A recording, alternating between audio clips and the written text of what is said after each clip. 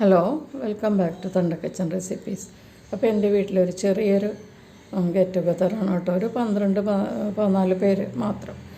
അപ്പോൾ ബോയ്സ് എല്ലാവരും കൂടെ ഒരു മുറിയിൽ അവരുടേതായിട്ടുള്ള എൻജോയ്മെൻറ്റിൽ അവർ മുറി അടച്ചിട്ടിരിക്കുകയാണ്. അപ്പോൾ ഞങ്ങൾ ഇപ്പോൾ സ്ത്രീകളും കുട്ടികളും മാത്രമായിട്ട് ഇപ്പുറത്തൊരു ചെറിയൊരു എൻജോയ്മെൻറ്റ്. അപ്പോൾ അതിന് വേണ്ടിയിട്ട് ഞാൻ ഫുഡൊക്കെ ഒന്ന് അറേഞ്ച് ചെയ്ത് വെച്ചിട്ടുണ്ടായിരുന്നു. ചിക്കൻ ബിരിയാണിയാണ് മെയിനായിട്ട് എടുത്തിരിക്കുന്നത് കേട്ടോ. പിന്നെ കുറച്ച് ബീഫ് ഫ്രൈയും കോളിഫ്ലവർ ഫ്രൈയും അങ്ങനെയുള്ള സാധനങ്ങൾ മാത്രമേ ഉള്ളൂ.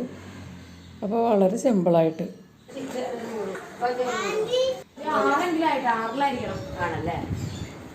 അതെ, നിങ്ങളൊക്കെ ഈ വീഡിയോയിൽ ഇടുന്നോണ്ട് വല്ല ബുദ്ധിമുട്ടുണ്ടോ നിങ്ങൾക്ക്? മുടിയൊക്കെ ഒന്ന് ശരിയാക്കിക്കേ.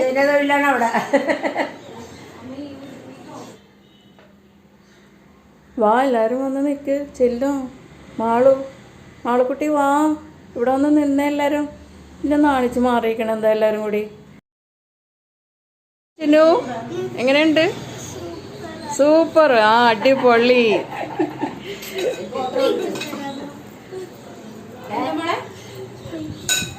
പ്ലേറ്റ് ഒരു ഇനി എൻ്റെ ചക്കരക്കുട്ടൻ അവിടെ കയറിയുന്നേ. ചെല്ല്, അവിടെ പോയി നിൽക്കും. മാളുക്കുട്ടി, മാളു എടുത്തേ, അതിനകത്തുനിന്ന് എടുക്ക്. എങ്ങനെയുണ്ട്? എന്ത് സാധനമാണത്? ചിക്കൻ. അതെന്താണത്? കോളിഫ്ലവർ ഫ്രൈ ആണത്. ബ്രോക്കോളി അല്ല, കോളിഫ്ലവർ ഫ്രൈ. എങ്ങനെയുണ്ട്? മാളുമ്മ കൊള്ളാമാ? സൂപ്പറാടാ.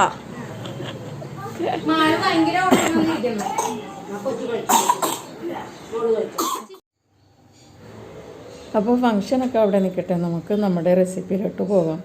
ഇന്നത്തെ സ്പെഷ്യൽ റെസിപ്പിയാണ് പോർക്ക് വിന്താലു. ഇത് വളരെ എളുപ്പമായിട്ടുള്ള രീതിയിലാണ് ഞാനിത് ഉണ്ടാക്കിയിരിക്കുന്നത്. അധികം പ്രോസസ്സൊന്നും ഇല്ല, പെട്ടെന്ന് ഉണ്ടാക്കാം. കുറച്ച് ഇൻഗ്രീഡിയൻസ് മതി. പിന്നെ സ്പൈസസൊക്കെ വളരെ കുറച്ചിട്ടാണ് ഞാനിത് ചെയ്തിരിക്കുന്നത്. അപ്പോൾ ഇതെങ്ങനെയാണ് ഉണ്ടാക്കുന്നതെന്ന് നമുക്ക് നോക്കാം. ഞാനിവിടെ 1 കിലോ പോർക്കാണ് എടുത്തിരിക്കുന്നത്. ഇത് ക്ലീൻ ചെയ്ത് നന്നായിട്ട് സ്ലൈസ് ചെയ്ത് വെച്ചിരിക്കുന്നതാണ്. ഇത് എനിക്ക് കിട്ടിയിരിക്കുന്നത് കുറച്ച് ഇളയ പോർക്കാണ്. കാരണം പോർക്ക് കൂടുതൽ മൂത്താണെങ്കിൽ ആ പുറത്തുള്ള തൊലിക്ക് കട്ടി കൂടും. ഇത് ഞാൻ തൊലിയോടുകൂടി തന്നെയാണ് കേട്ടോ എടുത്തിരിക്കുന്നത്. നിങ്ങൾക്ക് വേണമെങ്കിൽ തൊലി ചെത്തിക്കളയാം. തൊലി ക്ലീൻ ചെയ്യാനായിട്ട് നല്ല ഷാർപ്പ്നെസ്സുള്ള ബ്ലേഡ് എടുത്തിട്ട് നമ്മളൊന്ന് പതുക്കെ വടിച്ചാൽ അതിൻ്റെ രോമവും അതിൻ്റെ അഴുക്കും എല്ലാം നന്നായിട്ട് പോകും.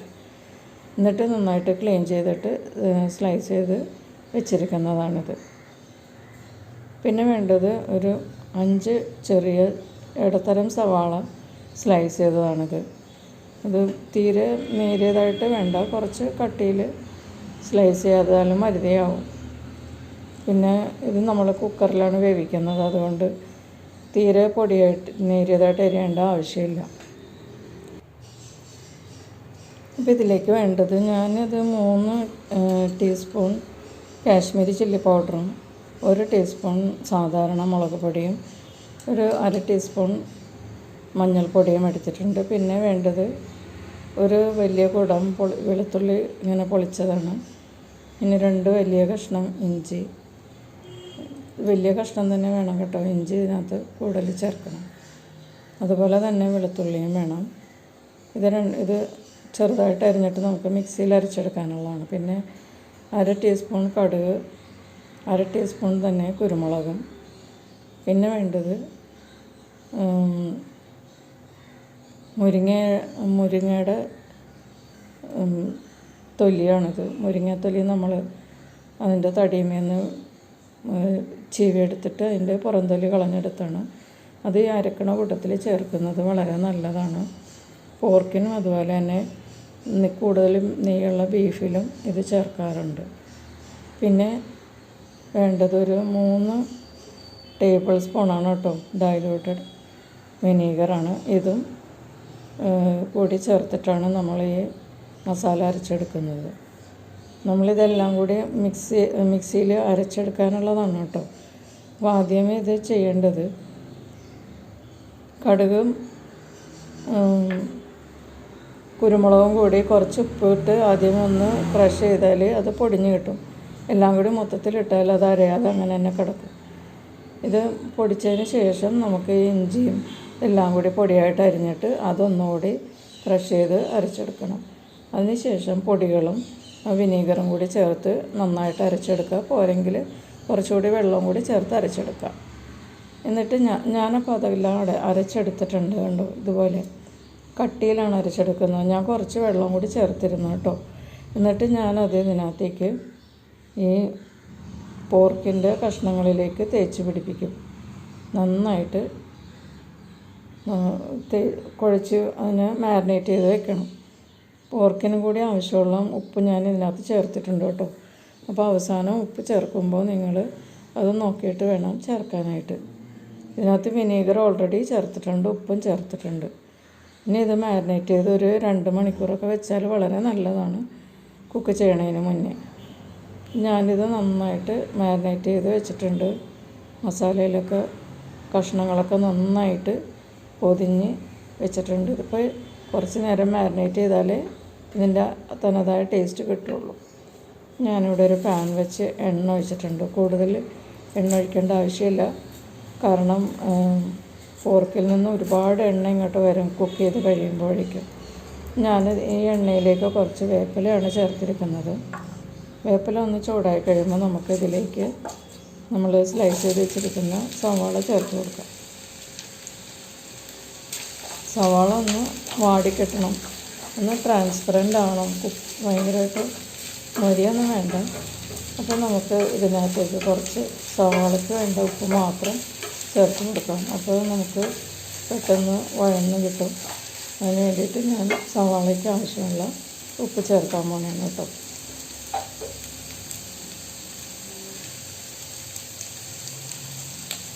അപ്പോൾ ഞാൻ ഉപ്പ് ചേർത്ത് ഞാൻ നന്നായിട്ട് മിക്സ് ചെയ്യാം. എന്നിട്ടൊരു 2 മിനിറ്റ് നമുക്കിതൊന്ന് കുക്ക് ചെയ്യാം. അപ്പോൾ ഇതൊക്കെ നന്നായിട്ട് സോഫ്റ്റാവും, സവാള ട്രാൻസ്പെറൻറ്റ് പാകമാകും. അതുവരെ നമുക്കൊന്ന് ഇങ്ങനെ ഒന്ന് വഴറ്റി കൊടുക്കാം. ഈ സവാള നന്നായിട്ട് സോട്ടായിട്ടുണ്ട്. ഇനി നമുക്കിതിലേക്ക് മാരിനേറ്റ് ചെയ്ത് വെച്ചിരിക്കുന്ന പോർക്ക് കഷ്ണങ്ങൾ ചേർത്ത് കൊടുക്കാം. ഈ സവാളയും ഈ പോർക്ക് കഷ്ണങ്ങളെല്ലാം കൂടി നന്നായിട്ടൊന്ന് മിക്സ് ചെയ്ത് ചൂടാകണം. പോർക്കിറച്ചി നന്നായിട്ട് സവാളയും എല്ലാം കൂടി ഒന്ന് നന്നായിട്ട് ചൂടാവുന്നത് വരെ നമുക്കിതിങ്ങനെ ഒന്ന് വഴറ്റി കൊടുക്കാം. നന്നായിട്ട് ചൂടാവണം കേട്ടോ. ഇങ്ങനെ തന്നെ എടുത്ത് നമ്മൾ കുക്കറിലോട്ട് ഇടരുത്. കുക്കറിൽ വേവിക്കാനുള്ളതാണ്. അപ്പോൾ ഇതിങ്ങനെ തന്നെ കുക്കറിലോട്ട് ഇപ്പോൾ തന്നെ ഇടരുത്. ഇതൊന്ന് കുക്കാവണം. ഇറച്ചിയൊക്കെ നന്നായിട്ട് വിട്ട് പോരണം. ഈ പോർക്ക് കഷ്ണങ്ങളൊക്കെ നന്നായിട്ട് ഇങ്ങനെ ചൂടാകുമ്പോൾ വിട്ട് കിട്ടില്ല, അതുപോലെ ആവണം. അപ്പോൾ ഇപ്പോൾ പോർക്ക് കഷ്ണങ്ങളൊക്കെ കണ്ടോ, അതൊക്കെ വിട്ട് കിട്ടിയിട്ടുണ്ട്, നന്നായിട്ട് ചൂടായിട്ടുണ്ട് ഉണ്ടോ. ഇനിയിപ്പോൾ നമ്മളിത്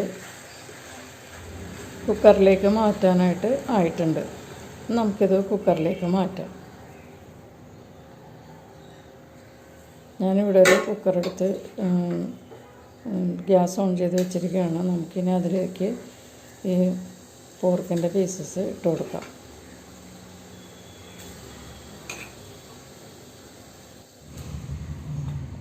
അപ്പോൾ ഞാൻ പോർക്കിൻ്റെ പീസസ് എല്ലാം കുക്കറിൽ ഇട്ടിട്ടുണ്ട്. ഇനി നമുക്കിതിലേക്ക് കുറച്ച് വെള്ളം ആഡ് ചെയ്ത് കൊടുക്കണം.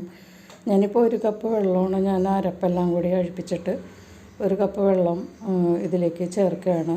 എന്നിട്ട് ഇത് നന്നായിട്ട് ഇളക്കി മിക്സ് ചെയ്യുക. കുക്കറിൻ്റെ അടിയിൽ പിടിക്കാതിരിക്കാനായിട്ടാണ് നമ്മൾ വെള്ളം ചേർത്ത് കൊടുക്കുന്നത്. കുക്കർ ലോക്ക് ചെയ്ത് കഴിഞ്ഞാൽ നമുക്ക് തുറക്കാനൊന്നും പറ്റില്ല. നമ്മൾ പാനിലാണെങ്കിൽ നമുക്ക് ഇടയ്ക്കിടയ്ക്ക് തുറന്നിട്ട് ഇളക്കി കൊടുക്കാം. പക്ഷേ അത് പറ്റില്ലല്ലോ. അതുകൊണ്ട് നമുക്ക് ഇളക്കി നോക്കിയിട്ട് വെള്ളം പോരെങ്കിൽ കുറച്ചുകൂടി ആഡ് ചെയ്ത് കൊടുക്കണം.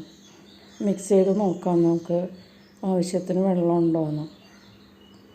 നന്നായിട്ട് ആ വെള്ളം എല്ലായിടത്തും ആകത്തക്ക വിധം നമുക്കൊന്ന് മിക്സ് ചെയ്യാം. നന്നായിട്ടൊന്ന് പ്രസ് ചെയ്ത് നോക്കിയാൽ വെള്ളം എത്രത്തോളം ഉണ്ടെന്ന് അറിയാൻ പറ്റും. ഏകദേശം വെള്ളം കുറച്ചേ ഉള്ളൂ. ഇറച്ചിയുടെ താഴെയാണ് വെള്ളം കുറച്ച് നിൽക്കുന്നത്.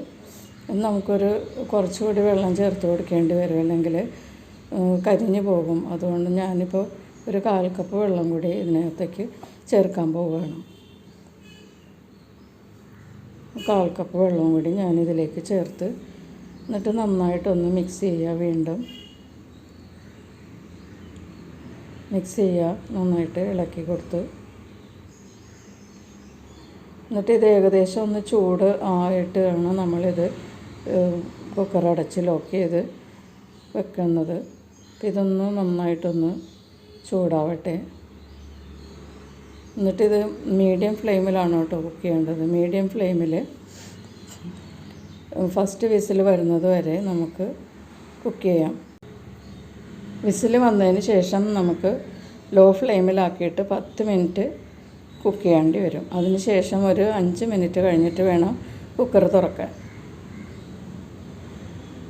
ഇപ്പോൾ ഒരു ഫസ്റ്റ് വിസിൽ കഴിഞ്ഞു. 10 മിനിറ്റ് ലോ ഫ്ലെയിമിൽ ഞാൻ കുക്ക് ചെയ്തതിന് ശേഷം 5 മിനിറ്റ് ഞാൻ കുക്കർ അടച്ച് വെച്ച് തന്നെ വെയിറ്റ് ചെയ്ത് ഞാനിപ്പോൾ തുറക്കുകയാണ് കേട്ടോ. അതിൻ്റെ സ്റ്റീമെല്ലാം കളഞ്ഞിട്ട് ഞാൻ തുറക്കുകയാണ്. അപ്പോൾ അതേ ഇതാണ് അവസ്ഥ, കണ്ടോ. എൻ്റെ നെയ്യാണ് പോർക്കിൻ്റെ നെയ്യാണ് തെളിഞ്ഞ് നിൽക്കുന്നത്, അല്ലാതെ വെള്ളമല്ല കേട്ടോ.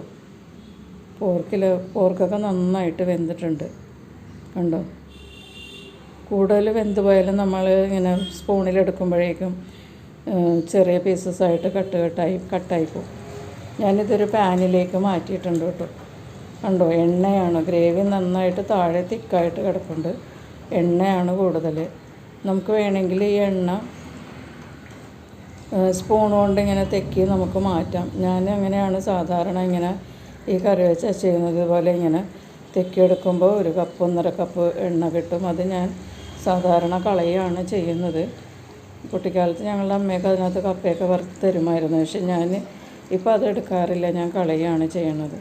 അപ്പോൾ ഞാനിതിൻ്റെ എണ്ണയൊക്കെ തെക്കി കളഞ്ഞിട്ട് ഞാനിത് എടുക്കും. ഇപ്പോൾ ഇതിൻ്റെ ഉപ്പൊക്കെ നോക്കാം നമുക്ക് കേട്ടോ. ഉപ്പൊക്കെ നിങ്ങൾക്ക് നോക്കാം, കറക്റ്റ് നിങ്ങളുടെ പാകത്തിനുള്ള ഉപ്പും വിനീഗറൊക്കെ ചേർക്കുക. അതിന് ശേഷം ഇത് നമുക്ക് ഇതിൻ്റെ എണ്ണയൊക്കെ കളഞ്ഞിട്ട് നമുക്ക് ഉപയോഗിക്കാം. ഞാനിതിൻ്റെ എണ്ണയൊക്കെ കളഞ്ഞ് സെർവിങ് പ്ലേറ്റിലോട്ട് മാറ്റാം. അപ്പം ഞാനതിൻ്റെ എണ്ണയൊക്കെ കളഞ്ഞെടുത്തിട്ട് പ്ലേറ്റിലോട്ട് മാറ്റുകയാണ് കേട്ടോ.